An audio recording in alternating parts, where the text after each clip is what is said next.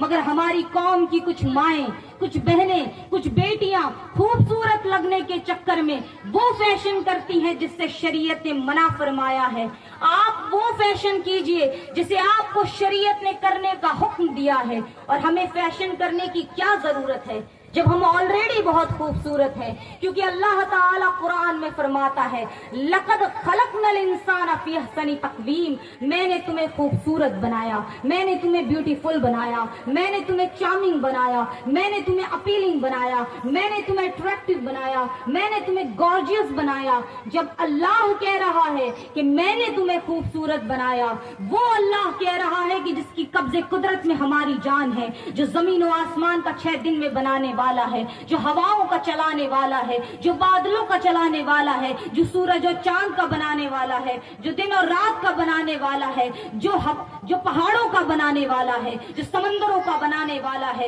جو ہمارے لیے سمندروں کے اندر مچھلیاں پیدا کرنے والا ہے۔ جب وہ اللہ کہہ رہا ہے کہ میں نے تمہیں خوبصورت بنایا، تو ہمیں بھی یہ بات مان لینی چاہیے کہ ہم خوبصورت ہیں۔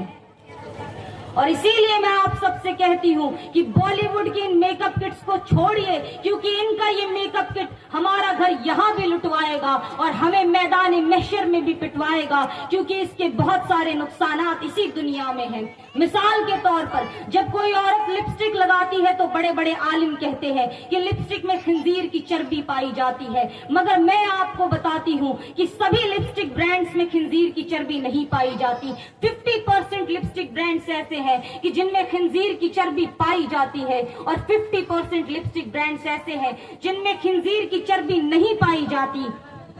مثال کے طور پر دا باڈی شاپ، آئبہ حلال، لوٹس ہربل جیسے برانڈ لپسٹکس میں خنزیر کی چربی نہیں پائی جاتی، اور جن برانڈ لپسٹکس میں خنزیر کی چربی پائی جاتی ہے، نیوٹروجن اے، فزیشین فارمولا، ایوون جیسے برانڈ لپسٹکس میں خنزیر کی چربی پائی جاتی ہے۔ اور مان لیجئے کہ اگر لپسٹک میں خنزیر کی چربی نہ بھی ہو تو بھی ہمیں لپسٹک یوز نہیں کرنی چاہیے، کیونکہ اس کے بہت سارے سائیڈ ایفیکٹس ہیں، اس کے بہت سارے نقصانات ہیں، اور وہ نقصانات یہ ہے کہ لپسٹک میں لیڈ یعنی سیسا نام کا ایک ایلیمنٹ پایا جاتا ہے، اور ریسرچرز بتاتے ہیں کہ یہ لیڈ یعنی سیسا نام کا ایلیمنٹ اگر انسان کے جسم کے اندر چلی جائے تو وہ خون میں چلی جاتی ہے، ہڈیوں میں چلی جاتی ہے، سافٹ ٹیشوز میں چلی جاتی ہے، اور اگر اس کی تعداد جسم کے اندر بڑھ جائے تو یہ دل کو نقصان پہنچاتی ہے، جس سے hypertension, high blood pressure, heart coronary disease جیسی بیماریاں ہو جاتی ہے، جس سے خون کی رگیں جام ہو جاتی ہے اور خون صحیح طریقے سے دل تک نہیں پہنچ پاتا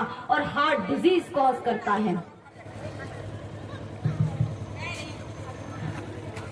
اور کوئی یہ نہ سوچے کہ اللہ تعالیٰ نے مجھے بہت مال دیا ہے، بہت دولت دی ہے تو میں جیسا چاہوں گی ویسا فیشن کروں گی، مجھے کوئی نہیں روک سکتا۔ تو ٹھیک اسی طریقے کا ایک سوال موسیٰ علیہ السلام نے اللہ تعالیٰ سے کیا۔ موسیٰ علیہ السلام نے کہا یا اللہ تو نے زمین و آسمان تو بنا دیے، تو نے دن اور رات تو بنا دیے، تو نے سورج چاند ستاروں کو بنا دیا، تو نے ہواؤں کو چلا دیا، تو نے بادلوں کو چلا دیا، تو نے بنجر زمین کو سبز کر دیا، تو نے درختوں کو اگا دیا، تو نے پہاڑوں کو بنا دیا، تو نے سمندروں کو بنا دیا، تو نے سمندروں کے اندر مچھلیوں کو پیدا کر دیا، تو نے چرندوں پرندوں انسانوں تمام تر چیزوں بنا دی۔ یا اللہ اب انسان تیری بات نہ مانے تو کیا کرے گا؟ تو اللہ تعالیٰ نے فرمایا اے موسیٰ میرے پاس ایک ایسا جانور ہے جسے اگر حکم دے دوں تو ساتوں زمین و آسمان کو اکٹھا نگل جائے۔ تو موسیٰ علیہ السلام نے کہا یا اللہ یہ اتنی بڑی بلا ہے کہاں؟ تو اللہ تعالیٰ نے فرمایا اے موسیٰ وہ میری چراگاہوں میں چر رہا ہے۔